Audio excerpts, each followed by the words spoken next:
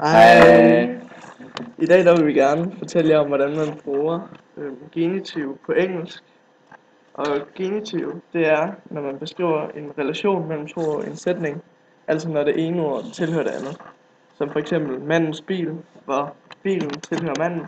Eller septembers himmel, hvor himmel tilhører september. Og på engelsk der findes der to former for genitiv. Apostrofgenitiv eller ofgenitiv. Og Kirsten vil gerne starte med at fortælle jer om apostrofgenitiv. Så Ja. værsgo. Apostrofgenitiv bruges typisk i følgende 7 situationer. Først ved personer inklusiv kopier. For eksempel, Joe's dog is walking. Fordi det er Joe's dog, der går. Anden situation er ved højrestående dyr, det vil sige dyr med en ryggrad, og det kan for eksempel være husdyr. Og en anden situation er ved tids- og afstandsbetegnelser. Det kunne for eksempel være, have you seen today's newspaper? Hvor der er tale om avisen fra i dag, eller i dags avis. Fjerde situation er ved skibe og både. Femte er ved nogle danske sammensatte substantiver. Og sjette er ved erhverv og sted. For eksempel, I was at the baker's to buy bread. Og den adskiller lidt, fordi på dansk så vil jeg bare sige, at jeg var ved bageren. Men på engelsk så siger man, at man var ved bagerens butik. Bagerens, ja. Og derfor er man ved bagerens. Ja. Ja, nu vil jeg gerne fortælle jer om ofgenitiv. Ja, fordi ligesom der er en apostrofgenitiv, er der også en ofgenitiv, og den bruges ligeledes også i nogle forskellige situationer. Den første, der er nævnt, det er ved ting. Så hvis en ting har et forhold til en anden, f.eks. The wheels of the car. Og den anden situation er ved personer, når der følger en relativ sætning efter. Det kunne f.eks. være she is a friend of the people who live next door. Og det kommer fordi man vil undgå at adskille relativ sætningen fra personen, den ligger sig til.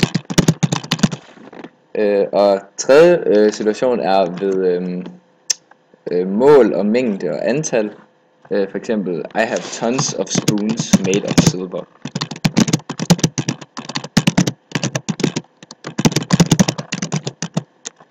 Og nummer 4 er ved årstider, måneder og datoer og årstal. For eksempel, in the year of 2014 on the 19th of March, in the cold weather of spring, Jens is writing this sentence.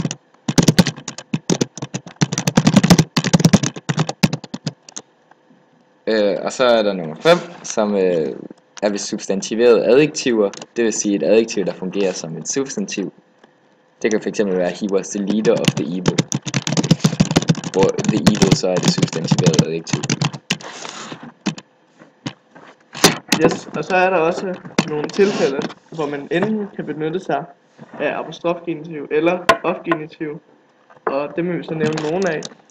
En af dem det er ved geografiske betegnelser. For eksempel the capital of Sweden.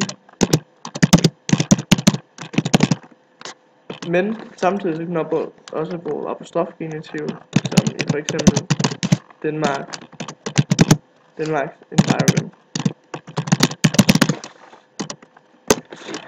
Et andet tilfælde, hvor man kan benytte sig af begge former for genitiv, er ved firmaer.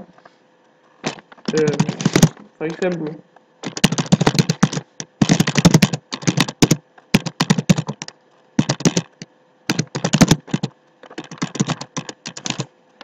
kan man enten vælge at skrive the products of Novo Nordisk Cure People, men man kan også vælge at skrive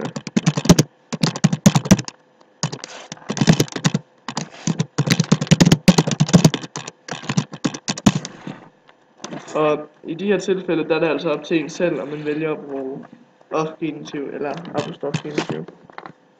Mange tak fordi I gad at lytte med. Farvel.